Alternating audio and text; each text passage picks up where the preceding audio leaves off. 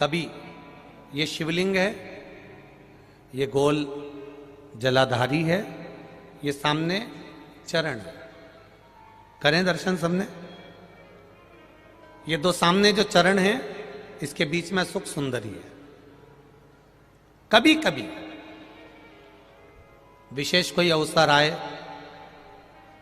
सोमवार की अष्टमी पड़ जाए या कोई विशेष प्रदोष का दिन पड़ जाए और आपको लग रहा हो कि मेरा महादेव को मैं जल चढ़ाते चढ़ाते इतना समय हो गया, मेरा महादेव नहीं सुन रहा, तब कभी कभी ऐसा मन में आए कि क्यों नहीं सुन रहा, तब लोटा भरकर जब जल लेकर जाओ, गणेश जी को चढ़ाया, अशोक सुंदरी को चढ़ाया, षडानंद कार्तिकेय को चढ़ाया, माँ जगत जननी जगदम्बा माँ पार्वती को चढ़ाया, वही जल ले जाकर बेलपत्री के वृक्ष पर चढ़ाया। शिव जी को अर्पण नहीं कर पाए। और सरल भाषा में समझ लो इसको,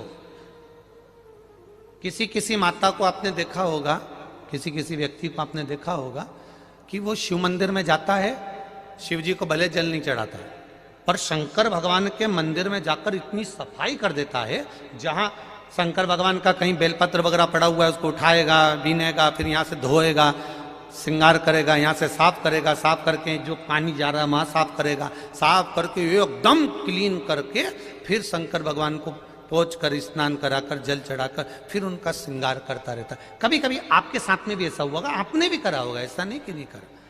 कभी कभी सब दूर सफाई के बाद शिवलिंग की सफाई करना भूल गया या शंकर जी के शिवलिंग पर जल चढ़ाना भूल गया, जल चढ़ाकर आ गया। अब आ तो गया, पर चिंता देवादिदेव महादेव को लग गई। मेरा था, भक्त था, उपास करता था, शिवरात्रि का व्रत करता था, पशुपति व्रत करता था, सोमवार सावन के करता था, 16 सोमवार करता था, पर आज इसको ना जाने क्या हो गया कि ये मेरे ऊपर जल ना चढ़ाकर सब दूर जल चढ़ाकर चले गया। देवादिदेव माता पार्वती जी से कह देते हैं, सुन पार्वती, अगर कोई भूलवश भी मुझ पर जल चढ़ाना भूल जाए और तेरे हस्त कमल पर जल चढ़ा कर जाए, तो पार्वती जितना फल मैं प्रदान करूं उससे दुगना फल तुझे प्रदान करना है। यह शिव कह रहा है। और इसका प्रमाण कहां पर मिलता है? इसका प्रमाण मिलता है महाभारत में, इसका प्रमाण मिलता है श्रीमद् भागवत कथा में। भीम, दुर्योधन और जरासंध तीनों ने तप करा, तीनों बैठे हैं अलग अलग शंकर भगवान का भजन करने के लिए, और तीनों शिव जी का भजन कर रहे हैं, तीनों शंकर भगवान का गुणगान कर रहे हैं, तीनों शिव जी का तप कर रहे हैं। और तप करते करते करते करते करते करते भीम को लग गई भूख, चले गया भोजन करने। जैसे ही भोजन करने गया तो कुछ खाने का तो मिला नहीं, केले के पेड़ पे से केला लिया या छील छील के खाकर फेंक दिया, बैठ गया। इतने में देवादिदेव महादेव प्रकट हो गए, और महादेव प्रकट होकर तुरंत मेरे शंकर भगवान ने प्रसन्न होकर प्रकट होकर दुर्योधन और जरासंध को देखा और दोनों से पूछा, तुम्हें क्या चाहिए मांगो। दुर्योधन और जरासंध ने कहा, हमको 100 हाथियों का बल दे दो। शंकर भगवान ने कहा, 100 हाथियों का बल? तथास्तु। शंकर भगवान ने तथास्तु तो कह दिया।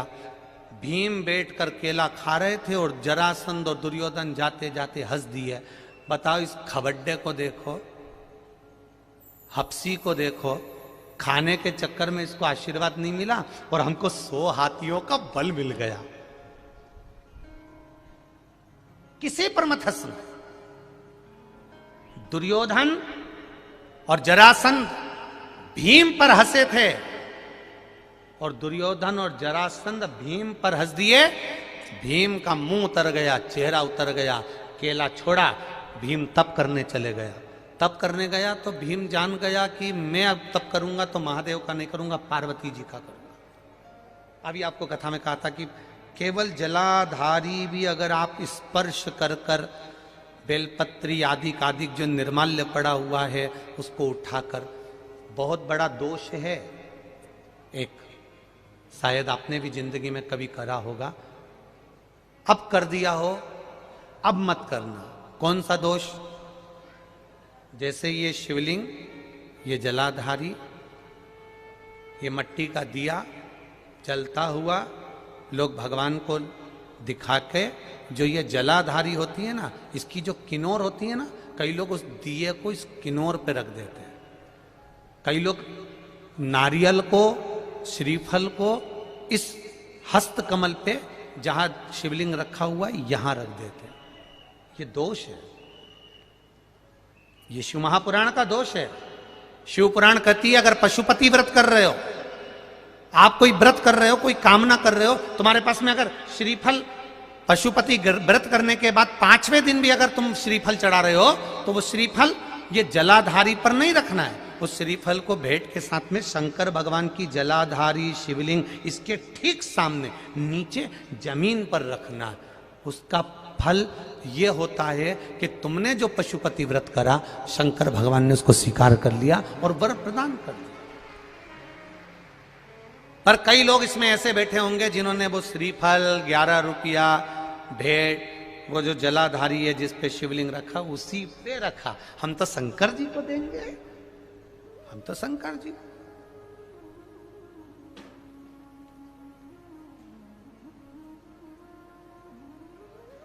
कई लोगों की आदत रहती है, नी मैं तो कथा आगे बैठ के ही सुनूंगी, चाहे कुछ भी हो जाए। अब वो भले झगड़े लड़े पर बैठना आगे। अब ईमानदारी से बताओ, कथा तो कथा है, पूरी रोड पे लोग हैं, पूरे पंडाल में, पूरे गांव में लोग हैं, ये कथा की आवाज जहां तक तुम्हारे कानों में जा रही होगी, कथा और गंगा ये दो ऐसी हैं कि मरते समय तुम गंगा के घाट नहीं जाते हो। हमारे यहां शास्त्र कहता है कि मरने वाले व्यक्ति के मुख में गंगा का जल दिया जाता है।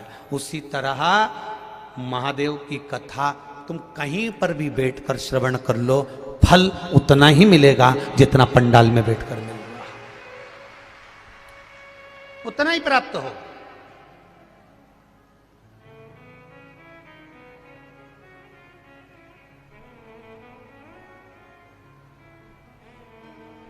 फल उतना ही प्राप्त होगा जितना आप पंडाल में बैठ के श्रवण कर रहे हो, चाहे आस्था चैनल पर बैठकर कथा श्रवण कर रहे हो, चाहे फेसबुक यूट्यूब पर कथा श्रवण कर रहे हो, फल उतना ही प्राप्त होगा।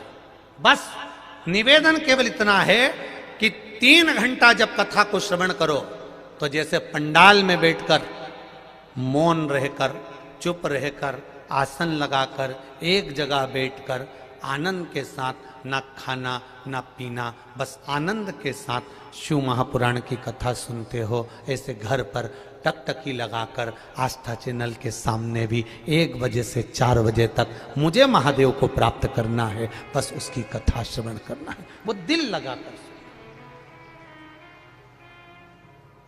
यदि दिल लगाकर कथा सुन ली तो ये निश्चित है कि वो फल देगी। जब खाली न जाता कोई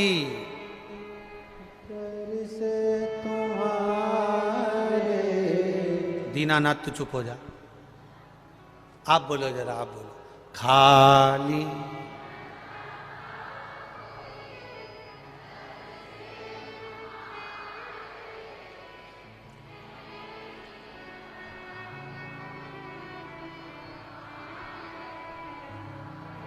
कितने जोरदार वक्ता हो गए तुम सब, एक एक लाइन याद है, फिर से बोलो। खाली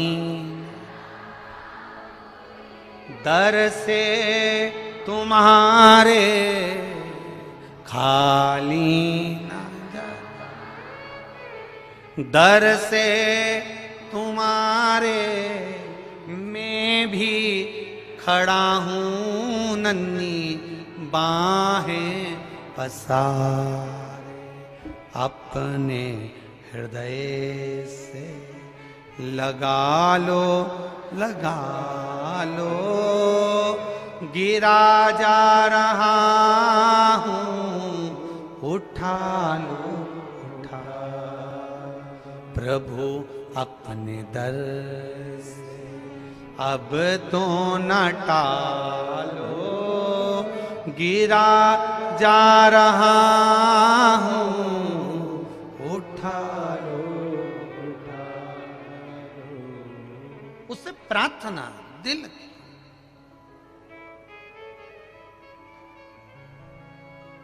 उससे प्रार्थना करें और यही भाव व्यक्त होना चाहिए।